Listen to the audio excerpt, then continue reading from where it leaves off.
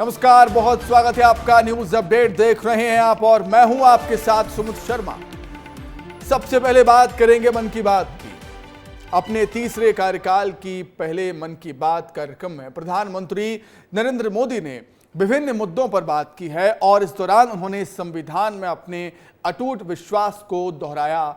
तो आम चुनाव, आदिवासी कल्याण, पर्यावरण पर भी चर्चा की और देश की लोकतांत्रिक व्यवस्थाओं को लेकर देशवासियों का आभार भी व्यक्त किया है। साथ ही मां के रिश्ते और पर्यावरण पर पीएम मोदी ने कहा कि इस साल विश्व पर्यावरण दिवस पर एक विशेष अभियान शुरू किया गया है। इस अभियान का नाम है एक पेड़ मां के नाम। मैंने भी एक पेड़ अपनी मां के नाम लगाया और देशवासियों से भी अपील की, पेड़ लगाने की, पौधारोपण की। वर्ष विश्व पर्यावरण दिवस पर एक विशेष अभियान शुरू किया गया है। इस अभियान का नाम है एक पेड़ मां के नाम। मैंने भी एक पेड़ अपनी मां के नाम लगाया है। मैंने सभी देशवासियों से, दुनिया के सभी देशों के लोगों से ये अपील की है कि अपनी मां के साथ मिलकर या उनके नाम पर एक पेड़ जरूर लगाएं। और मुझे ये देखकर बहुत खुशी है कि मां की स्मृति में या उनके सम्मान में पेड़ लगाने का अभियान तेजी से आगे बढ़ रहा है। केंद्र में मंत्रियों से लेकर राज्य के मुख्यमंत्रियों ने मन की बात को सुना। भोपाल में सीएम डॉक्टर मोहन यादव और रायपुर में सीएम विष्णुदेव साय ने मन की बात सुनी है और भी कई दिग्गज नेता मन की बात सुनते हुए नजर आए। प्रधानमंत्री नरेंद्र मोदी के मन की बात, ये तीसरी बार पीएम बनने के बाद। स्वास्थ्य मंत्री जेपी नड्डा ने मन की बात सुनी। कृषि मंत्री शिवराज सिंह चौहान ने प्रधानमंत्री मोदी के मन की बात सुनी। वहीं मध्य प्रदेश के मुखिया और छत्तीसगढ़ के मुखिया डॉक्टर मोहन यादव और विष्णुदेव साय दोनों ने भी मन की बात सुनी है। बीजेपी के तमाम बड़े दिग्गज नेताओं ने मन की बात सुनी। 111वां एपिसोड था ये। तो लोकसभा चुनाव के बाद पीएम मोदी ने एक बार फिर मन की बात की। पीएम मोदी के तीसरे कार्यकाल का ये पहला प्रसारण था, एपिसोड था। बीजेपी ने इसके लिए खास इंतजाम किए थे और जगह जगह कार्यक्रम को सुनने के लिए बड़े नेता भी पहुंचे। प्रधानमंत्री नरेंद्र मोदी के तीसरे कार्यकाल का पहला मन की बात कार्यक्रम का प्रसारण किया गया, जिसे लेकर बीजेपी शासित राज्यों के मुख्यमंत्रियों, मंत्रियों समेत अन्य नेताओं ने विशेष आयोजन किए। मध्य प्रदेश में मुख्यमंत्री डॉक्टर मोहन यादव ने भोपाल में, तो केंद्रीय कृषि एवं ग्रामीण विकास मंत्री शिवराज सिंह चौहान ने सीहोर में कार्यकर्ताओं और जनता के बीच पहुंचकर मन की बात सुनी। सीएम डॉक्टर मोहन यादव भोपाल के नर्मदापुरम रोड स्थित बागमुगलिया मिसरोद मंडल के बूथ क्रमांक 302 पहुंचे और विवेकानंद सामुदायिक भवन परिसर में मन की बात कार्यक्रम में पीएम मोदी के विचारों को सुना। इस दौरान पीएम मोदी ने दूसरे देशों में योग दिवस पर हुए कार्यक्रमों का ब्यौरा भी दिया। इस मौके पर कैबिनेट मंत्री कृष्णा गौर, जिला अध्यक्ष सुमित पचौरी और अन्य जनप्रतिनिधि मौजूद रहे।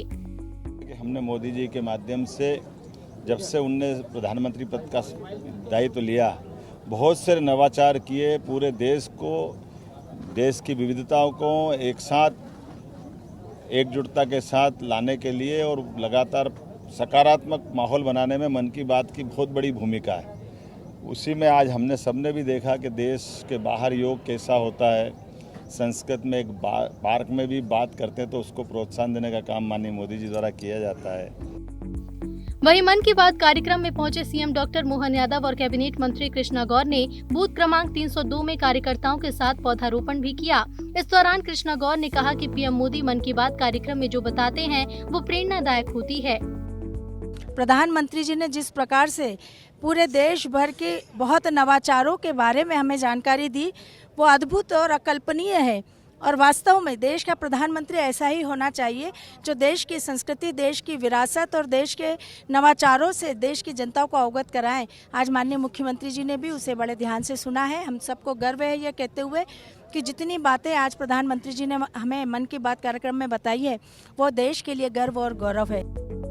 दरअसल मध्य प्रदेश में 6 जुलाई से एक पेड़ मां के नाम अभियान का शुभारंभ हो रहा है, जिसमें पूरे प्रदेश में 5 करोड़ पौधे लगाए जाएंगे।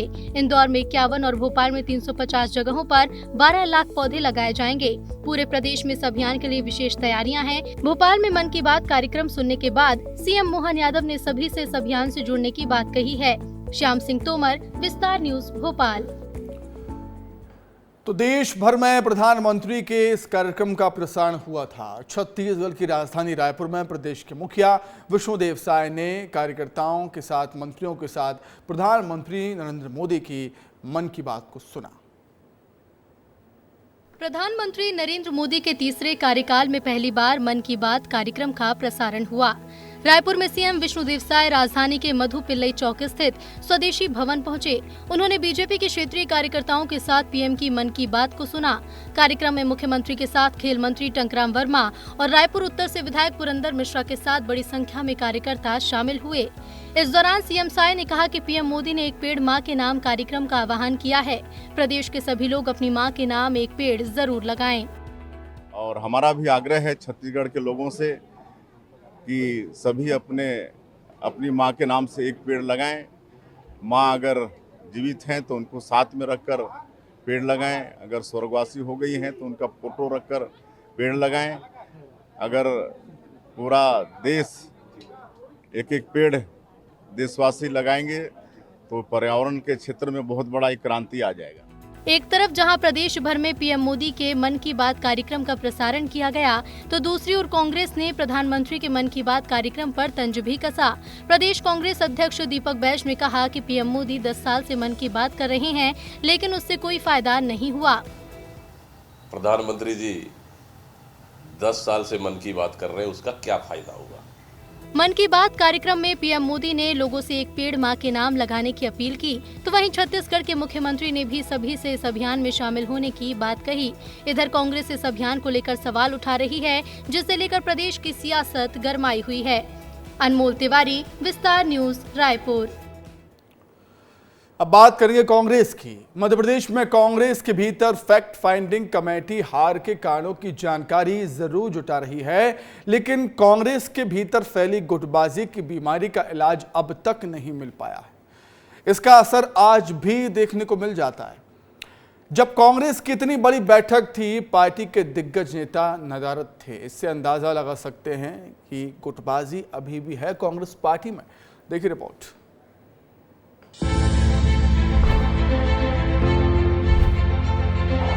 पूर्व सीएम कमलनाथ और दिग्विजय सिंह लोकसभा चुनाव में जीत का दावा करते रहे, लेकिन परिणाम कांग्रेस के सामने हैं और यही कारण है कि फैक्ट फाइंडिंग कमेटी और पॉलिटिकल अफेयर कमेटी की बैठक में भी ये दोनों नेता मौजूद नहीं रहे।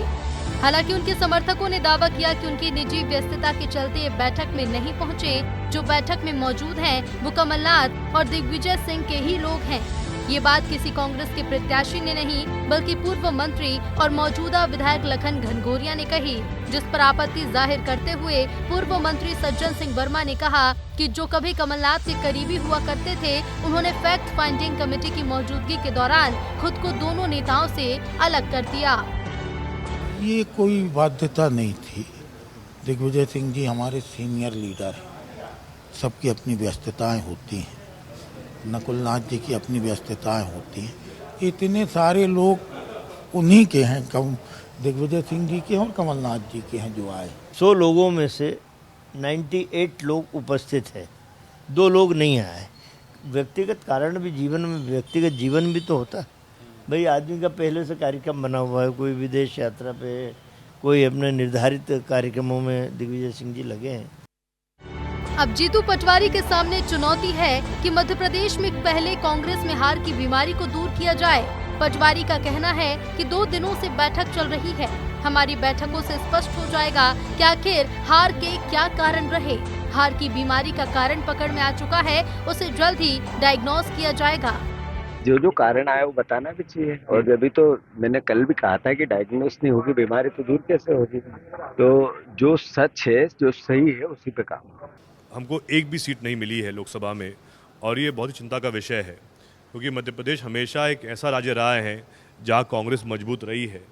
लेकिन मैंने हमेशा ये माना है कि ज़रूर कारण क्या रहे होंगे उस पर हम चर्चा करेंगे। इधर जीतू पटवारी का समर्थन पूर्व मंत्री और मौजूदा विधायक जयवर्धन सिंह ने भी किया। मध्य प्रदेश में कांग्रेस की बुरी तरह हार हुई, लेकिन आने वाले 4.5 साल में कांग्रेस को एक बड़ा कुनबा तैयार करना होगा, जिससे कांग्रेस की सरकार बने। कांग्रेस के लिए भले ही लोकसभा चुनाव के नतीजे निराशाजनक हैं, लेकिन कांग्रेस को उम्मीद बनाए रखने के साथ बदलाव की भी जरूरत है। विस्तार न्यूज के लिए विवेक पांडे की रिपोर्ट। तो देखिए, मध्य प्रदेश के साथ ही छत्तीसगढ़ में लोकसभा चुनाव में कांग्रेस के खराब प्रदर्शन की समीक्षा की जा रही है। वरिष्ठ कांग्रेस नेता वीरप्पा मोइली की मौजूदगी में चल रही बैठक में नेताओं ने जमकर अपनी भड़ास निकाली। 4 दिन तक लोकसभावार होने वाली फैक्ट फाइंडिंग कमेटी की बैठक का आज तीसरा दिन था, जिसमें फिर नेताओं ने खूब भड़ास निकाली अपनी। देखिए,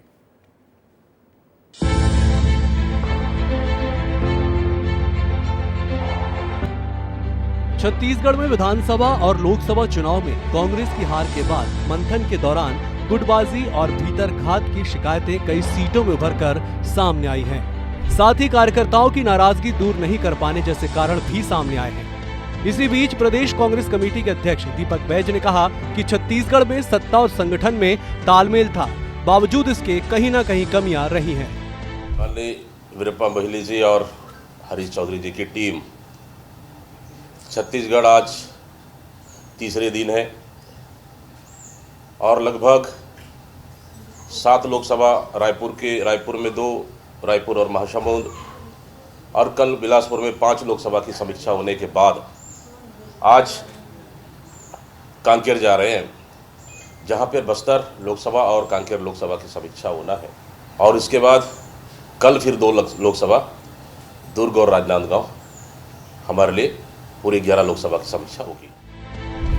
इधर कांग्रेसी खेमे में हार की समीक्षा पर बीजेपी ने फिर चुटकी लेते हुए कहा है कि कांग्रेस को जनता नकार चुकी है, अब तो बस हार का ठीकरा फोड़ने सिर किसका हो इसकी तलाश है। साफ है कि कांग्रेस पहले विधानसभा और अब लोकसभा चुनाव में हार की वजह ढूंढ रही है।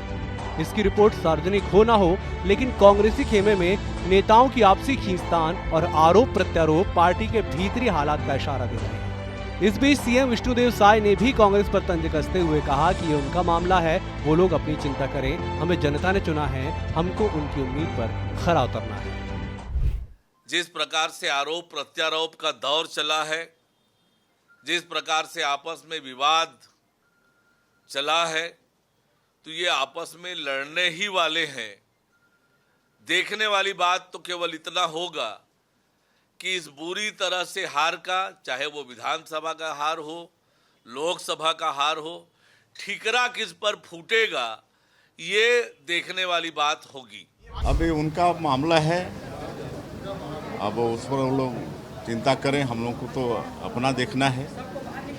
छत्तीसगढ़ की जनता ने हम लोग को सरकार में बैठाया है, तो उनके विश्वास में हम लोग खरा उतरें, उनकी जो समस्याएं हैं उनका समाधान कर पाएं, जो उनकी आवश्यकता है उसकी पूर्ति कर पाएं, इस पर हम लोगों की चिंता है। अब कांग्रेस तो ऐसा है कि वो डूबती हुई नैया है और वो बिखर गई है। कांग्रेस की फैक्ट फाइंडिंग कमेटी रायपुर के बाद अब बस्तर और कांकेर में मंथन कर रही है। इस बीच बीजेपी ने इस कवायद पर फिर सवाल उठाया तो कांग्रेस ने तंज कसते हुए बीजेपी को अपने हिसाब से आईना दिखाया। लेकिन सबसे बड़ा सवाल ये है कि इस पूरी कवायद का असर क्या होगा। क्या ये महज औपचारिकता और गुब्बार बाहर लाने का साधन मात्र है, या इसकी फाइंडिंग पर आगे एक्शन भी होगा? ब्यूरो रिपोर्ट, विस्तार न्यूज। अब बात करेंगे हेमंत सोरेन की। झारखंड के पूर्व सीएम हेमंत सोरेन के बयान पर सियासत गर्मा गई है। हेमंत सोरेन ने बीजेपी शासित राज्यों के आदिवासी मुख्यमंत्री पर वार करते हुए उन्हें रबर स्टाम्प करार दे दिया, जिस पर छत्तीसगढ़ के सीएम विष्णुदेव साय ने बुरी तरह से बिफर गए हैं। विष्णुदेव साय और पलटवार किया है। सीएम साय ने सोरेन पर जोरदार जवाबी हमला किया, तो इस मामले में अब कांग्रेस भी कूद पड़ी है। क्या है पूरा मामला, कौन क्या कुछ कह रहा है, इस रिपोर्ट में देखिए आप।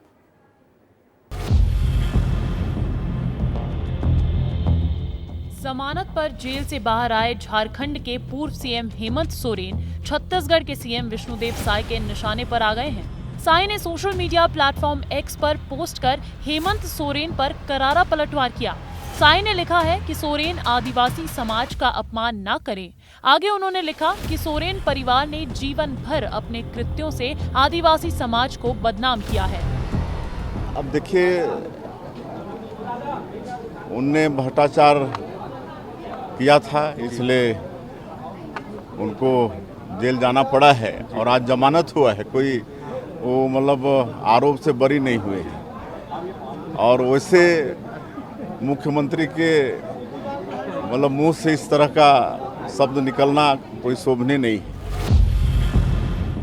वहीं छत्तीसगढ़ कांग्रेस ने हेमंत सोरेन के बयान का समर्थन किया है। कांग्रेस का कहना है कि छत्तीसगढ़ में भी रिमोट से चलने वाली सरकार है, पर्ची से चलने वाले मुख्यमंत्री हैं।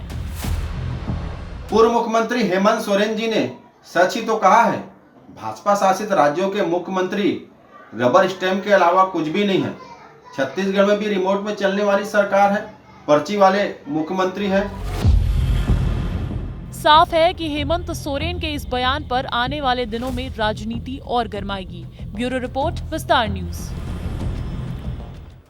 तो झारखंड के पूर्व सीएम हेमंत सोरेन के बयान पर सियासत गर्मा चुकी है, जैसा कि हम कह रहे हैं, और डिप्टी सीएम अरुण साव ने पलटवार किया इस पर और कहा कि हेमंत सोरेन अभी अभी जेल से जमानत पर निकले हैं। बीजेपी शासित राज्यों में विकास की गति और विरोधी दल शासित प्रदेशों की विकास की गति को देख लीजिए। दूध का दूध, पानी का पानी हो जाएगा। जहां विरोधियों की सरकार है, वहां का विकास किसी से नहीं छिपा। अभी अभी जेल से जमानत पर निकले हैं और निकलते ही इस प्रकार की बयानबाजी कर रहे हैं। आज जिस प्रकार से 6 राज्यों में भाजपा की सरकारें हैं, उन राज्यों की विकास की गति देखें और विरोधी दल के राज्यों की विकास की गति देखें, आपको समझ में आएगा कि किस प्रकार से भारतीय जनता पार्टी अपने राज्य की जनता के इच्छा और आकांक्षाओं के अनुरूप काम करके राज्य के विकास का काम करते हैं। ये सोरेन जी को समझ में नहीं आएगा कि विकास क्या होता है। प्रधानमंत्री नरेंद्र मोदी के आह्वान पर देश भर में पौधारोपण का विशेष अभियान चलाया जा रहा है और इसी के तहत जबलपुर की कैंट विधानसभा क्षेत्र में भी बीजेपी विधायक अशोक रोहानी ने एक पेड़ मां के नाम से अभियान की शुरुआत की और सैकड़ों की संख्या में पहुंचे लोगों ने खुले मैदान में पौधारोपण किया और संकल्प लिया कि पौधे की रक्षा तब तक करेंगे जब तक वो पेड़ नहीं बन जाते हैं। विधायक अशोक रोहानी ने कहा है कि प्रकृति को बचाना है तो पौधारोपण बेहद अनिवार्य है और यही वजह है कि प्रधानमंत्री नरेंद्र मोदी ने मन की बात में भी एक पेड़ अपनी मां के नाम लगाने का देशवासियों से आह्वान किया है।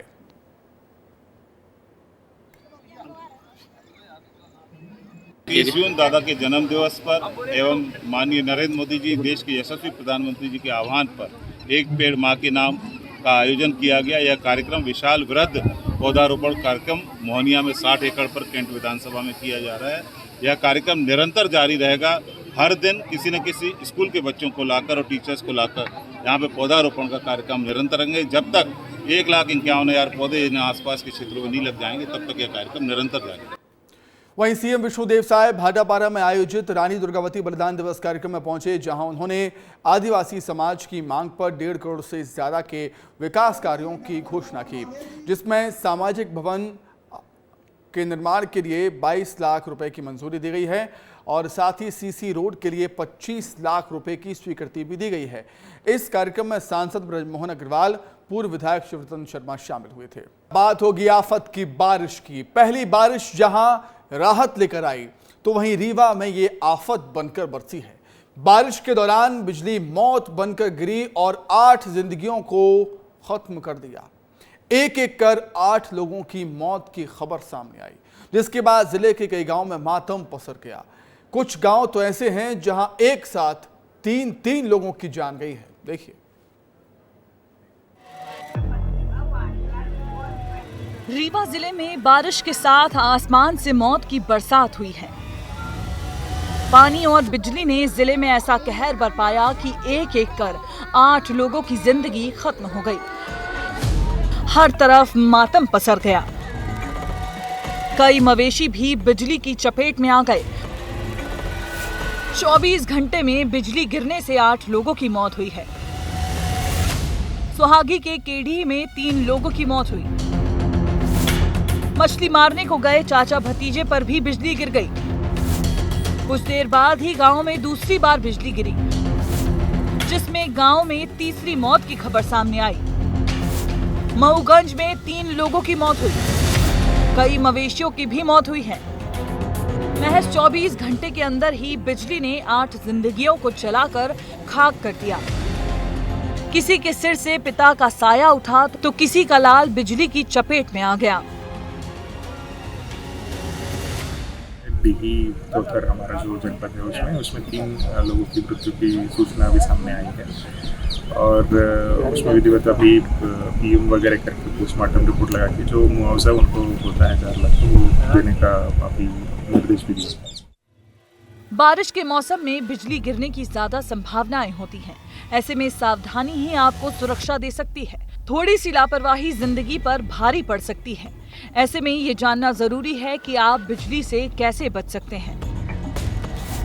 बारिश में पेड़ के नीचे खड़े ना हो, घर में ही रहें। खुली जगहों पर धातु की चीज लेकर न घूमें। बिजली खंभों और तारों से दूर रहें। प्राकृतिक जल स्रोतों से दूर रहें। बिजली के उपकरणों का इस्तेमाल न करें। जमीन से सीधा संपर्क करने से बचें। बिजली गिरे तो तुरंत झुक जाएं। कानों को हाथ से ढक लें। बारिश के मौसम में बिजली गिरने का खतरा ज्यादा रहता है, लिहाजा सावधानी में ही सुरक्षा है। आंधी और बारिश के दौरान लापरवाही बिल्कुल भी ना करें, क्योंकि ये बिजली रीवा जिले में कई घरों के चिराग बुझा चुकी है। विस्तार न्यूज के लिए विवेक तिवारी की रिपोर्ट। आगे बढ़ते हैं। अब अंतर्राज्यीय नदी लिंक परियोजना पर संयुक्त पहल हुई है। कार्यक्रम में शामिल हुए सीएम डॉक्टर मोहन यादव और योजना से मध्य प्रदेश के 10 जिलों को इसका लाभ मिलेगा। 35,000 करोड़ आएगी परियोजना की लागत। पार्वती काली सिंध परियोजना अंतर्राज्यीय नदी लिंक परियोजना के तहत 10 जिलों को इसका लाभ मिलेगा। कार्यक्रम का आयोजन किया गया था और इस कार्यक्रम में राजस्थान के सीएम भजन लाल शर्मा भी मौजूद रहे।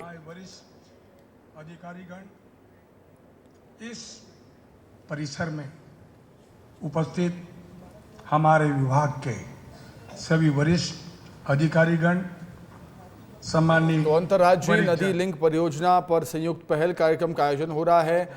अभी आपको जल संसाधन मंत्री तुलसीराम सिलावट नजर आ रहे होंगे और मध्य प्रदेश के मुख्यमंत्री डॉक्टर मोहन यादव कार्यक्रम में मौजूद और राजस्थान के सीएम भजन लाल शर्मा भी इस कार्यक्रम में मौजूद हैं। और इस योजना के तहत मध्य प्रदेश के 10 जिलों को लाभ मिलेगा। 35,000 करोड़ परियोजना की लागत आएगी। पार्वती काली सिंध चंबल लिंक परियोजना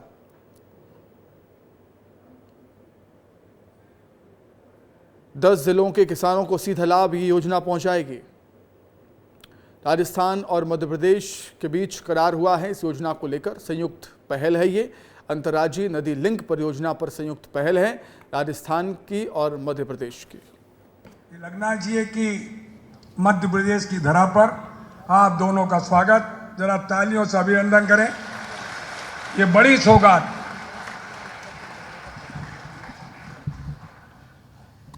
आप जानते हैं हमारा मध्य प्रदेश राष्ट्र का हृदय स्थल है।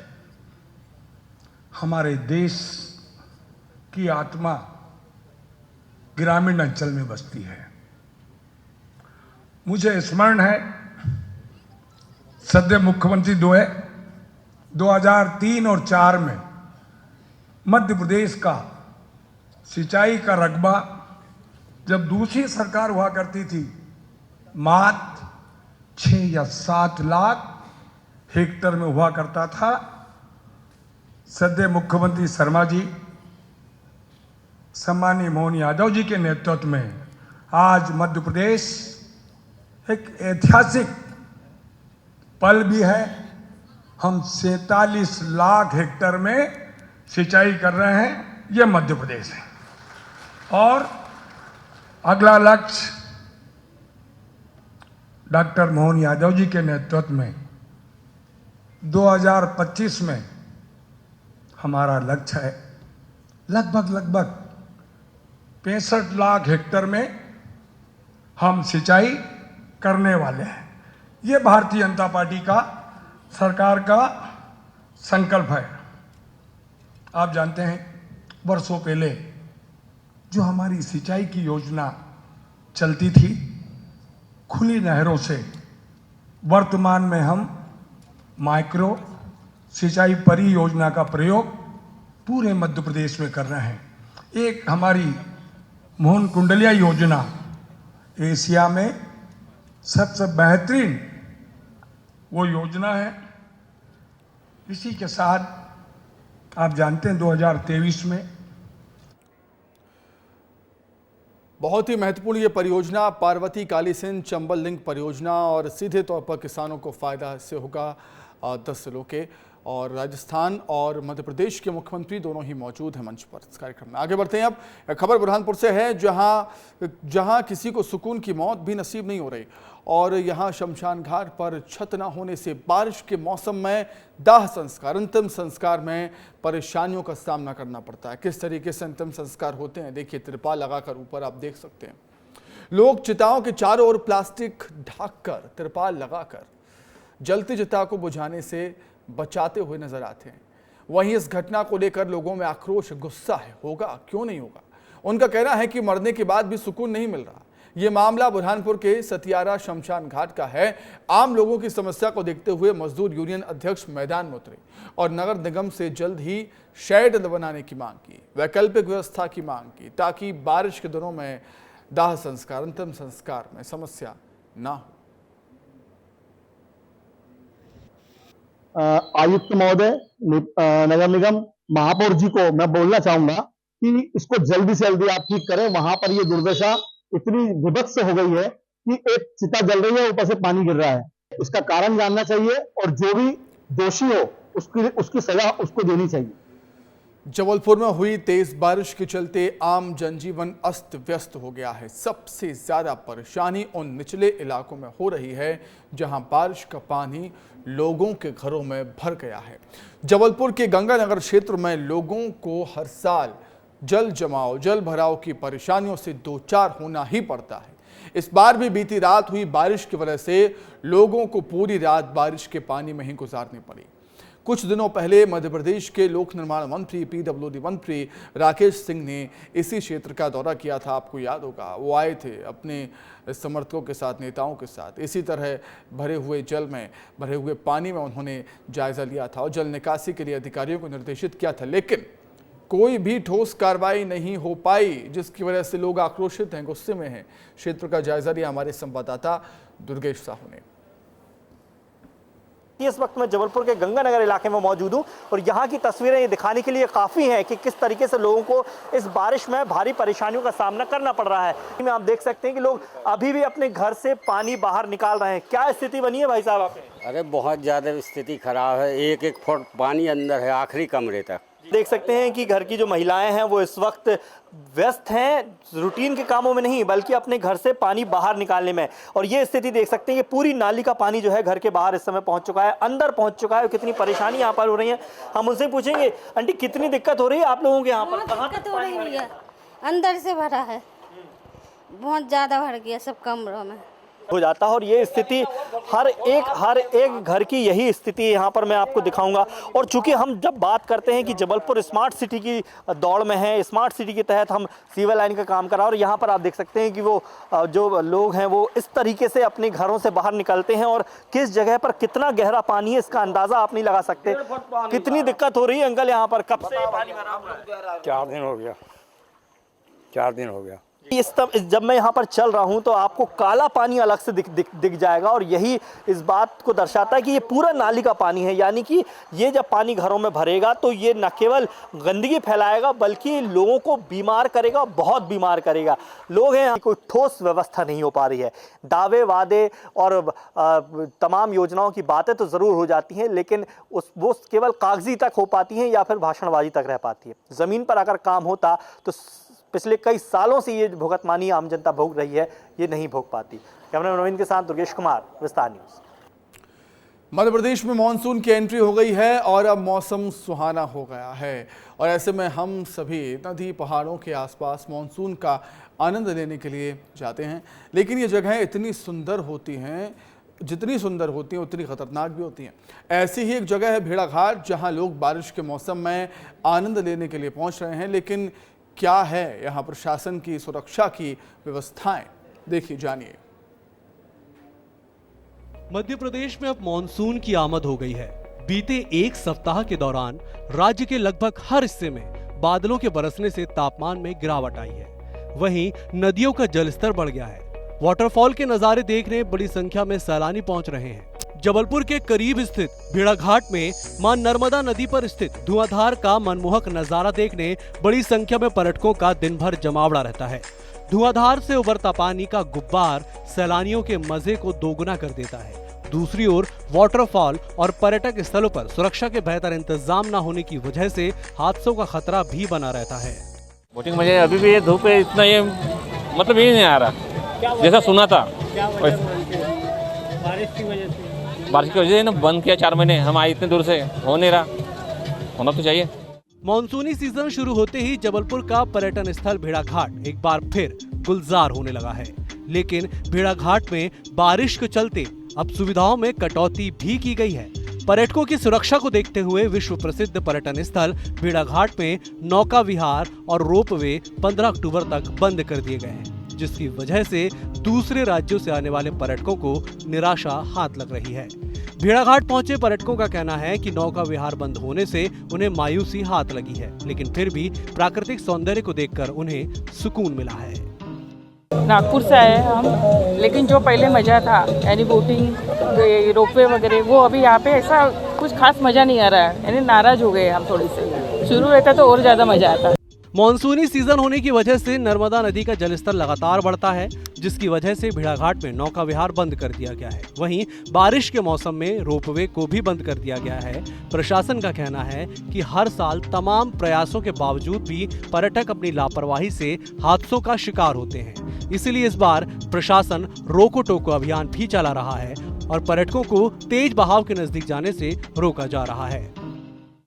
चूँकि भेड़ाघाट एक पर्यटन स्थल है और यहाँ पर 15 जून से 15 अक्टूबर तक ये सेवाएं हम लोग प्रतिबंधित रखते हैं।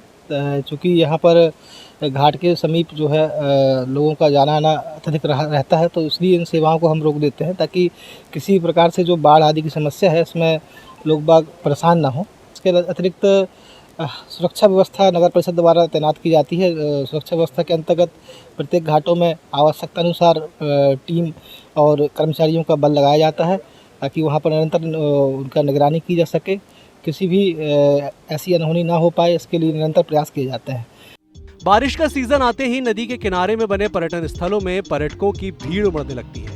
इस लिहाज से प्रशासन ने सुरक्षा के भी पुख्ता इंतजाम कर लिए हैं, लेकिन ये हमारी भी जिम्मेदारी है कि हम इस पर्यटन स्थलों पर सुरक्षित रहकर यहाँ का आनंद लें। जबलपुर से विस्तार न्यूज के लिए दुर्गेश साहू की रिपोर्ट।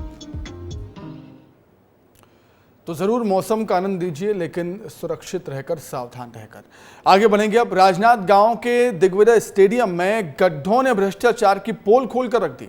पहली बारिश में दिग्विजय स्टेडियम में अचानक 10 फीट का गहरा गड्ढा हो गया। दिग्विजय स्टेडियम को करोड़ों की लागत से बनाया गया था। जैसे ही स्टेडियम में गड्ढे की जानकारी मिली, जिला प्रशासन आनन फानन में गड्ढे को भरने के लिए पहुंचा। सभी गेट बंद कर दिए गए थे स्टेडियम के। वही मामले को लेकर अधिकारियों का कहना है कि जांच के बाद कार्रवाई की जाएगी। हम आए हैं राजनांदगांव के दिग्विजय स्टेडियम में। ये दिग्विजय स्टेडियम वही स्टेडियम है जो पूर्व मुख्यमंत्री डॉक्टर रमन सिंह ने करोड़ों की लागत से बनाया हुआ था। लेकिन आज आप मेरे साथ देख सकते हैं कि यहाँ पे एक गड्ढा हो गया था, 10 फीट का लगभग गड्ढा, जो भ्रष्टाचार का एक नमूना है। और मेरी बाएं ओर आप देख सकते हैं कि यहाँ पे एक गड्ढा हो गया था, जहाँ पे ये प्रशासन द्वारा पटरी को लगा दिया गया है। ये स्टेडियम लगभग करोड़ों रुपए की लागत से है, लेकिन यहाँ पे एक भ्रष्टाचार का नमूना आज देखने को मिला। विस्तार न्यूज के लिए मनोज सिंह, राजनांदगांव से। मानसून की शुरुआत ही हरिद्वार में कहर बरपा रही है। बीते दिन गंगा नदी में 6 गाड़ियां बह गईं। इन गाड़ियों को पुलिस और एसडीआरएफ ने बाहर निकाला। दरअसल सूखी नदियों ये गाड़ियां पार्किंग में खड़ी थी। जहां पर पानी नहीं था वहां पर गाड़ियां खड़ी थी। अचानक से बारिश हो जाती है, बाढ़ आ जाती है और ये गाड़ियां बहकर गंगा नदी में आ गई। देवास के जिला अस्पताल में एक युवक की मौत होने से परिजनों ने हंगामा कर दिया। बच्चे की मौत से नाराज परिजनों ने अस्पताल में तोड़फोड़ की और पूरा सामान अस्त व्यस्त कर दिया। कंप्यूटर फेंक दिए, एमएलसी कागज भी फाड़ दिए। मृतक के परिजनों का आरोप है कि युवक की मौत डॉक्टर्स की लापरवाही की वजह से हुई है। गुस्साए परिजन ने शव को ले जाते वक्त भी चक्का जाम किया था। उधर छत्तीसगढ़ के बिलासपुर में रविवार दोपहर यात्रियों से भरी बस पलटने से एक बच्चे की जान चली गई। बताया जा रहा है कि हादसे में 30 से 35 यात्री घायल भी हुए हैं। घायलों को सिम्स और जिला अस्पताल में एडमिट किया गया। हादसा तोरबा थाना क्षेत्र में हुआ था। जानकारी के मुताबिक बस बिलासपुर से सारंगढ़ जा रही थी। गुरु नानक चौक से निकलकर लाल खदान ओवरब्रिज के पास पहुंची, तभी सामने से आ रही बाइक सवार को बचाने के चक्कर में बस बेकाबू हो गई और पलट गई। बेकाबू बस सड़क के पास बिजली के पोल से जा टकराई और पलट जाती है। टक्कर इतनी जोरदार थी कि पोल भी टूट कर गिर गया। चीख पुकार सुनकर आसपास के लोग पहुंचे और घायलों को बाहर निकाला। साथ ही पुलिस को भी हादसे की सूचना दी गई।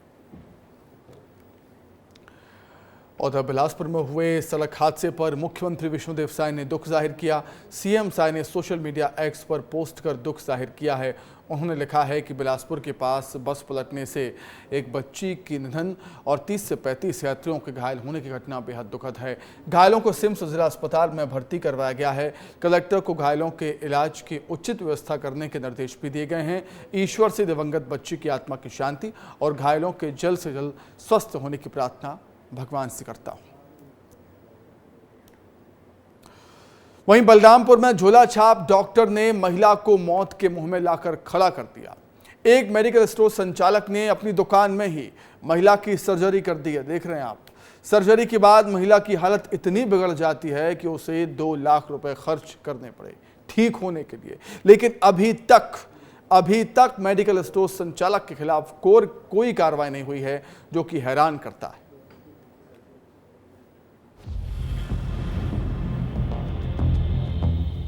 ये है बलरामपुर के हरिगवा गांव की रहने वाली सावित्री साहू। सावित्री साहू की जिंदगी से झोला छाप डॉक्टर ने ऐसा खिलवाड़ किया कि लेने के देने पड़ गए। बड़ी मुश्किल से जान तो बच गई, लेकिन अब भी बिस्तर पर पड़ी हुई। दरअसल सावित्री बाई पड़ोसी गांव पंडरी एक मेडिकल स्टोर पर पाइल्स की दवाई लेने पहुंची थी, जहां मेडिकल स्टोर के संचालक राजू प्रसाद गुप्ता ने उन्हें अपनी बातों में फंसाया और 23,000 रुपए लेकर दुकान में ऑपरेशन कर दिया। ऑपरेशन के बाद महिला की हालत लगातार बिगड़ने लगी, जिसके बाद अंबिकापुर के मिशन अस्पताल में उन्हें भर्ती किया गया। करीब 2 लाख रुपए खर्च होने के बाद महिला की जान बच सकी। दवाई कराओ गल रही ना वहाँ मेडिकल दुकान में, राजू कहना गुप्ता ना नाम बा, तो गईली तो कहन कि हम कही बाबा सिरवा हमरे की, तो कहा दाई तब बिहन्ने आओ, तो बाबा सिर का ऑपरेशन कर देव हम, आओ 15 दिन में तो एकदम बढ़िया हो जाबे। ऑपरेशन का तो बेड डूब गल है, तो भाई हमरे दोनों जगल रही, तो फिर ऑपरेशन करवा कर घरे अली। फिर 10-15 दिन के बाद में पूरा मैदान पेशाब पूरा रुक गल, सब रुक गल, कुछ ना हो। तब फिर बीमारी बहुत सीरियस हो गई। बोले वो गुप्ता डॉक्टर राजू कि मान ले हम ऑपरेशन करते हैं तो ठीक हो जाओगे, मान लो ढेर नहीं 15 रोज का समय लगेगा। तो हम कि ठीक बा भाई ऑपरेशन कर दा। तो वहीं पर ऑपरेशन वो किए, तो ऑपरेशन करने के बाद हाँ बहुत सीरियस हो गई। इसके बाद रास्ता बंद हो गया, तो मरने लायक हो गई एकदम कि अब तो प्राण छूटेगा। तो एम्बुलेंस यहाँ से तैयार करके फिर भागे हम वहाँ मिशन में। तो मिशन में वही फिर ऑपरेशन हुआ, तो 2.5-3 लाख रुपया लग चुका है। इस पूरे मामले की शिकायत पुलिस से की गई है। पुलिस अधिकारियों का कहना है कि मामले की शिकायत मिलने के साथ ही जांच शुरू कर दी गई है। जी, पुलिस के संज्ञान में है थाना रघुनाथ नगर क्षेत्र के ग्राम हरिगवा की कोई महिला है सुमित्रा साहू। उसका पंडरी के गुप्ता मेडिकल स्टोर के संचालक के द्वारा बवासीर का ऑपरेशन कराया गया था, जिसके बाद उसकी स्थिति नाजुक हुई है और जानकारी मिलते ही पुलिस स्टाफ के द्वारा उसको अस्पताल में भर्ती करा दिया गया है। अभी प्रथम दृष्टया मामला पुलिस के संज्ञान में आया है, आगे की पूछताछ करके कार्रवाई की जा रही है। पुलिस जांच कर रही है लेकिन हैरानी की बात है कि अब तक स्वास्थ्य विभाग के अधिकारियों ने मेडिकल संचालक के खिलाफ कोई कार्रवाई नहीं की है और न ही मेडिकल संचालक के खिलाफ ड्रग डिपार्टमेंट ने कोई एक्शन लिया। यही वजह है कि बलरामपुर में झोला छाप डॉक्टर्स का रैकेट खूब फल फूल रहा है और अपने फायदे के लिए वो लोगों की जिंदगी से खिलवाड़ करने से भी नहीं चूक रहे। विस्तार न्यूज के लिए नंद कुमार कुशवाहा की रिपोर्ट। तो बलरामपुर के हालात आपने देख लिए, झोला छाप डॉक्टर्स के कारनामे देख लिए, अब भिंड के भी हाल देख लीजिए।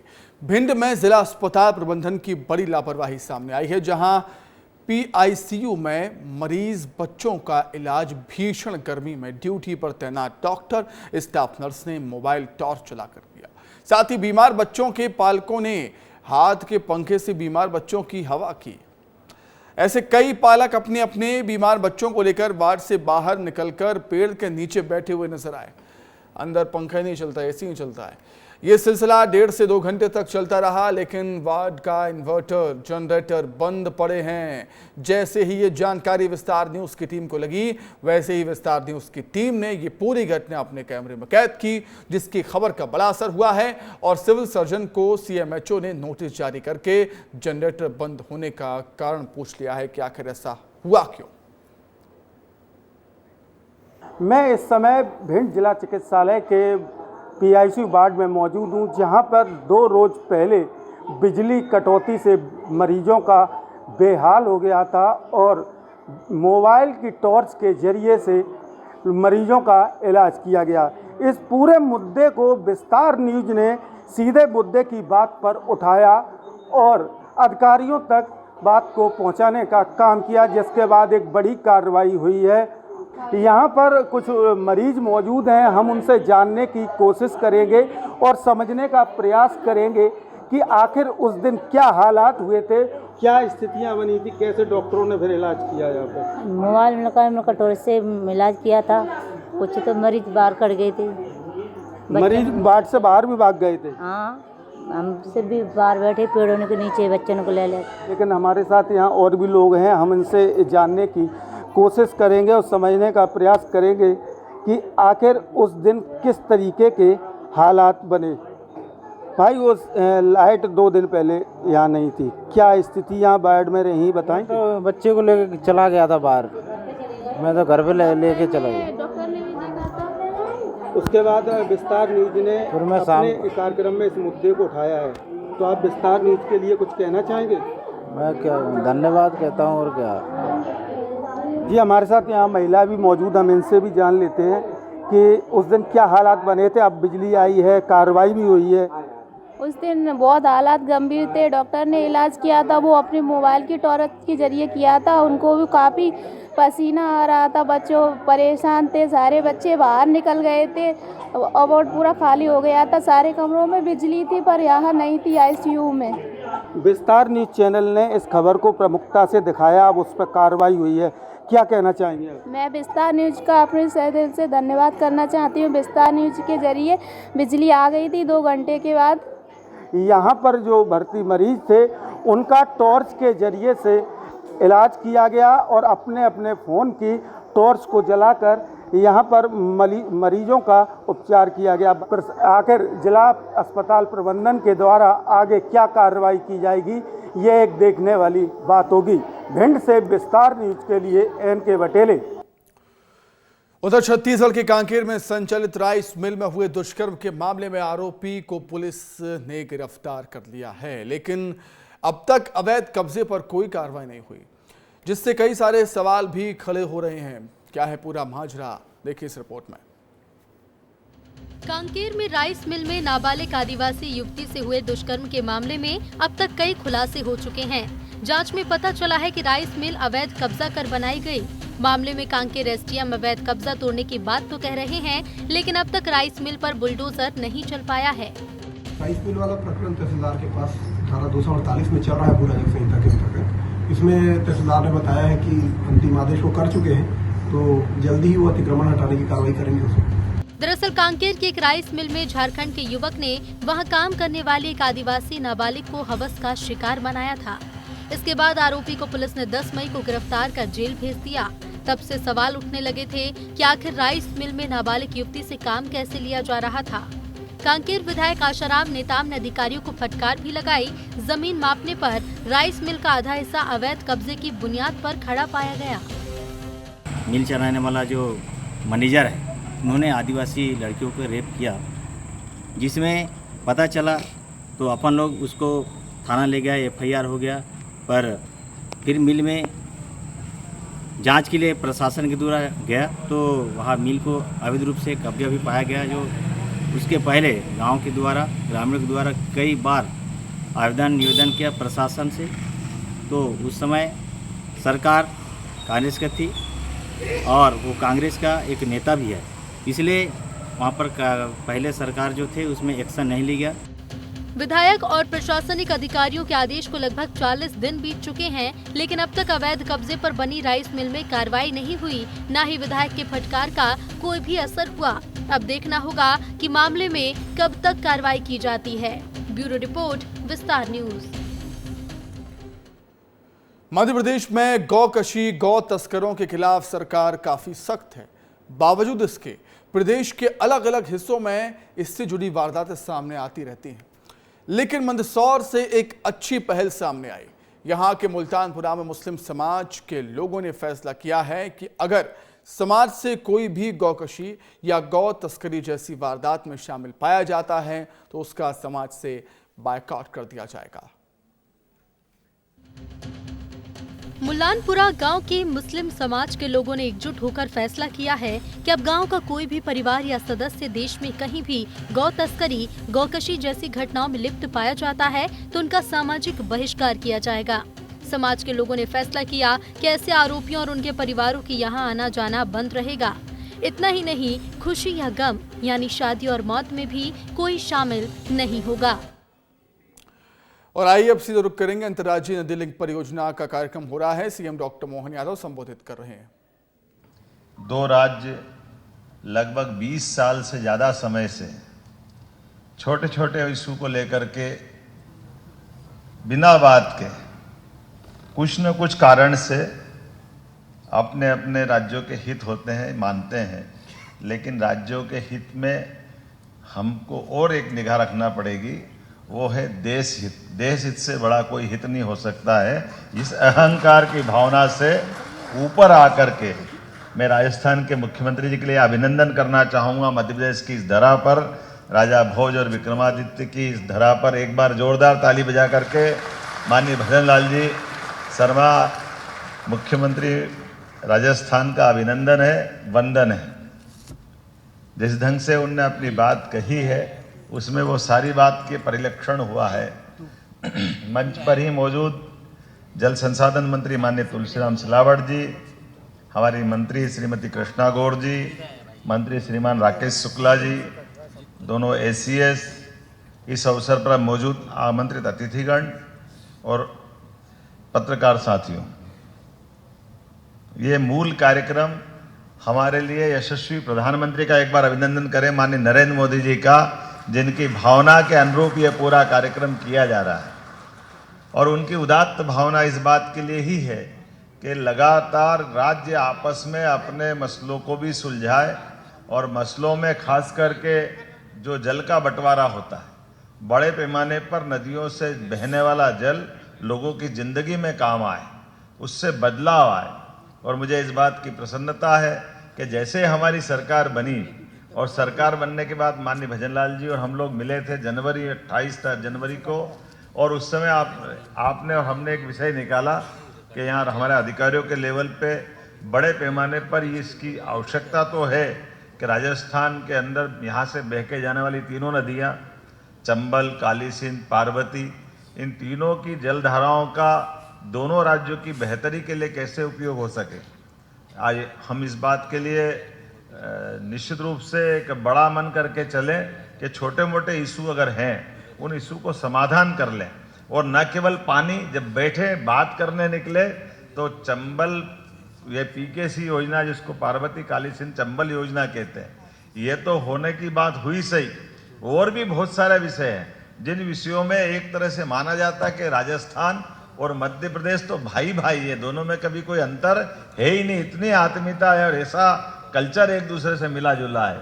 और मुझे इस बात की प्रसन्नता है कि हमारा आज का ये जो खास करके बड़ा हमारा MOU हुआ, दिन में हम जब 3 दिन पहले जल शक्ति मंत्री के साथ दिल्ली में बैठे थे, उनने कहा एक नोडल एजेंसी तय कर दी, उनने कहा ये बैठ के बात करी, उनने कहा ये तो करेगी, बाद में हम तो दोनों मुख्यमंत्री अपने स्तर पे कर लेंगे, हमको कोई परेशानी नहीं, हमारा सबका मन उस भावना के साथ है।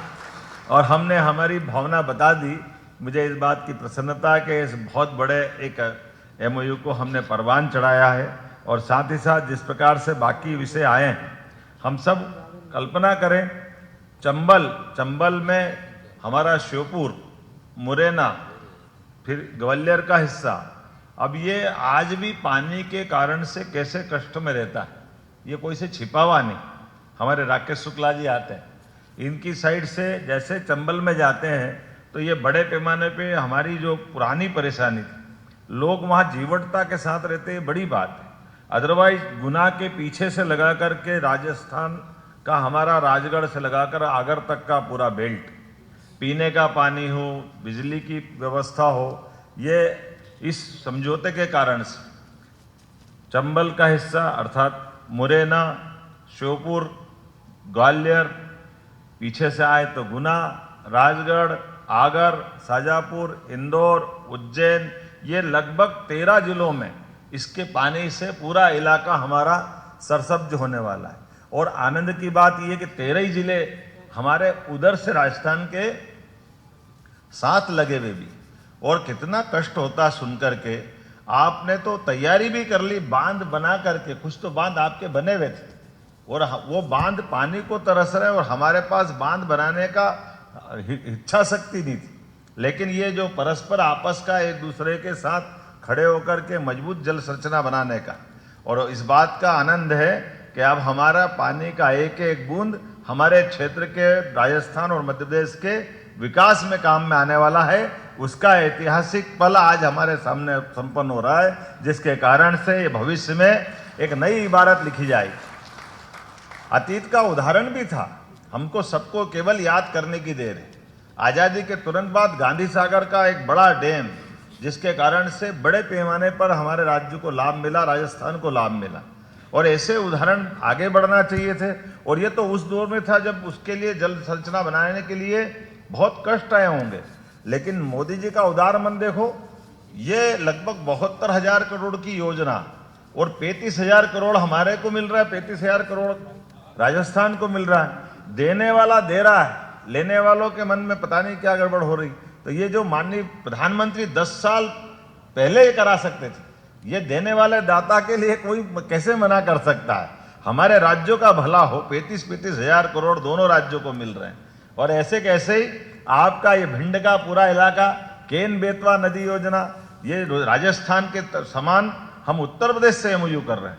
इसमें 45,000 करोड़ हमको मिलेगा, 45,000 उत्तर प्रदेश को मिलेगा, 10,000 करोड़ केंद्र मिलाएगा, 1 लाख करोड़ की वो योजना है। अरे इस योजनाओं के भरोसे तो अपना आज बुंदेलखंड है, चंबल का बीहड़ का बेल्ट है, मालवा का पठार है, ये सब कुछ बदलने वाले हैं। और केवल यही नहीं, जैसे माननीय हमारे अपने मुख्यमंत्री जी ने कहा है कि पर्यटन के क्षेत्र में कैसी अच्छी स्थिति है हमारी दोनों की, कि परमात्मा ने तो बहुत कुछ दिया है, लेकिन टूरिज्म के मामले में बहुत बड़ी संभावना है। और टूरिज्म एक क्षेत्र में नहीं, टूरिज्म में हेरिटेज पुरातत्व की दृष्टि से बड़े बड़े हमारे पास राजस्थान से सीखने लायक, आपने किलों का संधारण संचालन बहुत अच्छे से किया है, पुरानी रचनाओं का लाभ कैसे लिया है। आपने तो रेगिस्तान में पर्यटन को अच्छा खड़ा कर दिया, तो हमारे यहाँ तो इसकी बड़ी गुंजाइश है।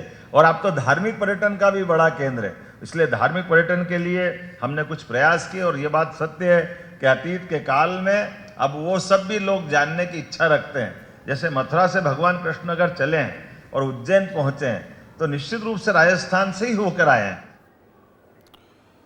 तो CM डॉक्टर मोहन यादव का कहना है कि राजस्थान मध्य प्रदेश भाई भाई हैं। इसी के साथ ही न्यूज़ अपडेट में फिलहाल इतना ही। खबरें लगातार जारी हैं, देखते रहिए विस्तार न्यूज़। नमस्कार।